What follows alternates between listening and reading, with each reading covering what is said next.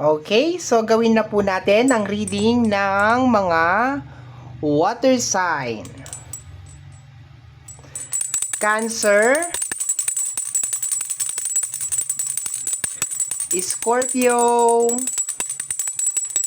and Pisces.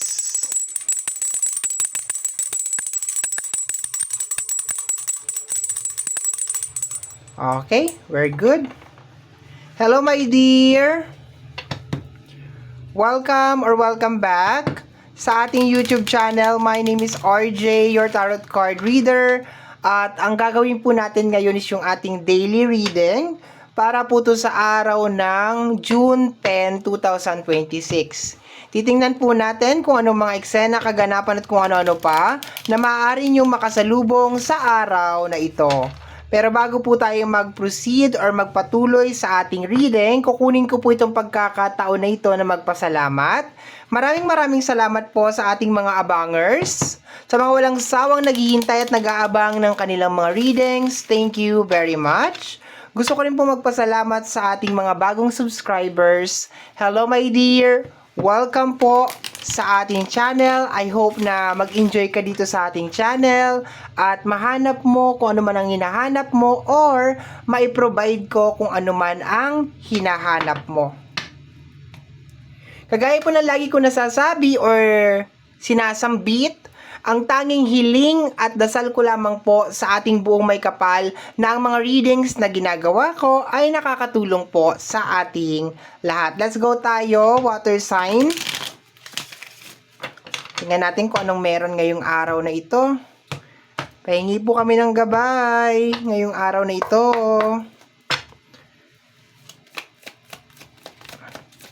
Let me see. The Ace of Cups. Uy, the Six of Wands. Okay, this is energy, my dear, ng good news. Okay, ang nakukuha ko dito is energy ng good news. I can see over here na parang meron mga confirmation about sa success. May kinalaman sa success, my dear. Kung late, alam mo yung pakiramdam, my dear, na parang naghihintay ka kung papasa ka ba, maaaprubahan ka ba, mangyayari ba to? Yung parang ganon.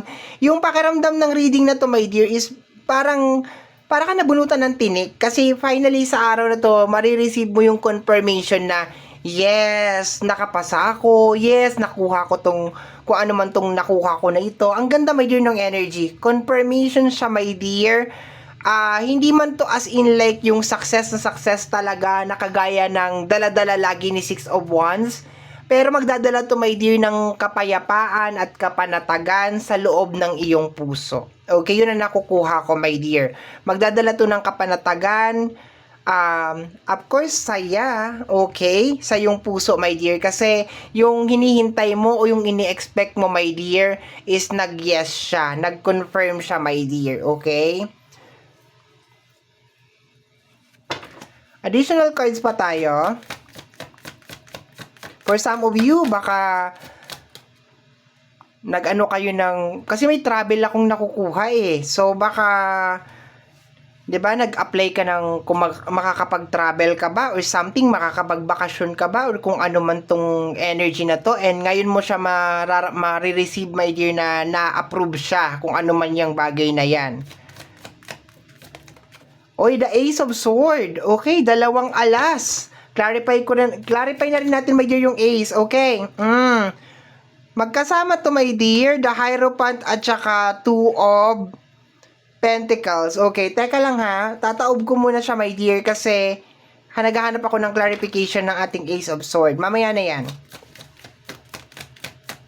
Let me see, my dear. Paki-clarify po. The Hangman. Okay.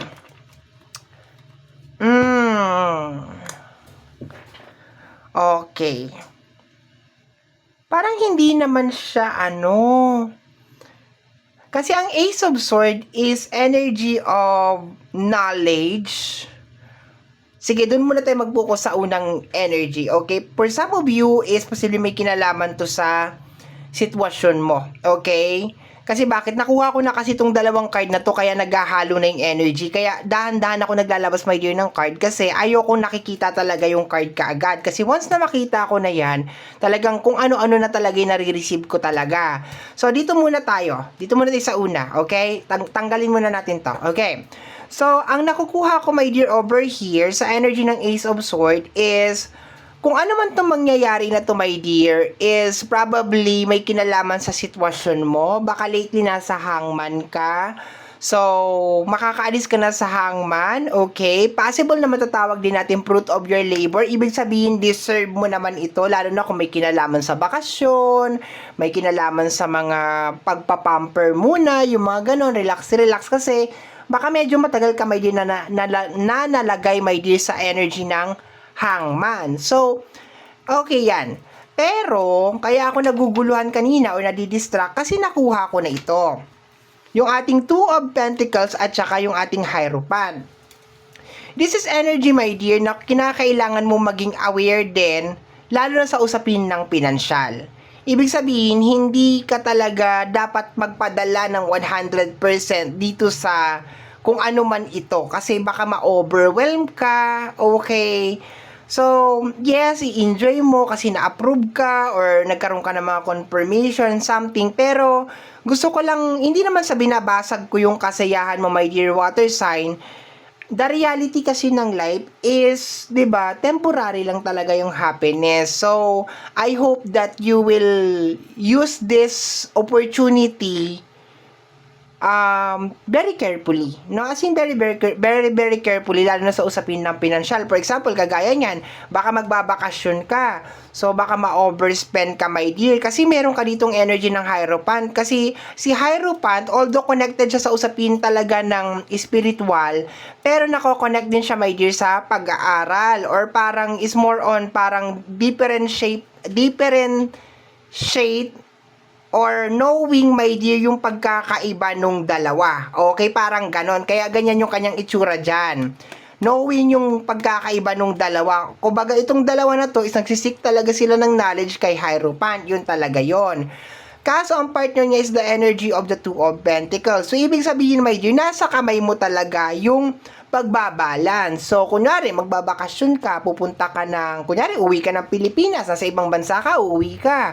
So, pag uwi mo dito sa Pilipinas, kailangan maging mindful ka rin, my dear, sa paghawak ng pera, sa paggastos, yung mga ganyan. Kasi, ayaw mong bumalik doon sa hangman ulit. 'Di ba? Mamaya, yan ka na naman ulit, nandiyan ka na naman ulit sa hangman, tapos maghihintay ka na naman ulit nito na namang opportunity na to, 'di ba? So, maging mindful lang, my dear, para hindi pa ikot-ikot yung ating rotation. I-balance lang, lalo na, my dear, sa usapin ng financial. Pero maganda tong araw na to, my dear. Yun lang, parang nakakuha ako ng konting warning sa energy ng Hierophant at saka ng Two of Pentacles na parang you need to learn how to differentiate, my dear, yung mga bagay-bagay. Kung kailangan ba to, dapat ba tong gawin, ganito, ganyan. Lalo na, my dear, sa usapin ng financial. Kasi for some of you, is possible na makakaalis na rin kayo, my dear, sa isang problema na may kinalaman sa usapin ng financial. Baka mapupuli paid na kayo sa loan nyo, yung mga ganyan. Or baka meron kayo marireceive na malaking amount ng pera.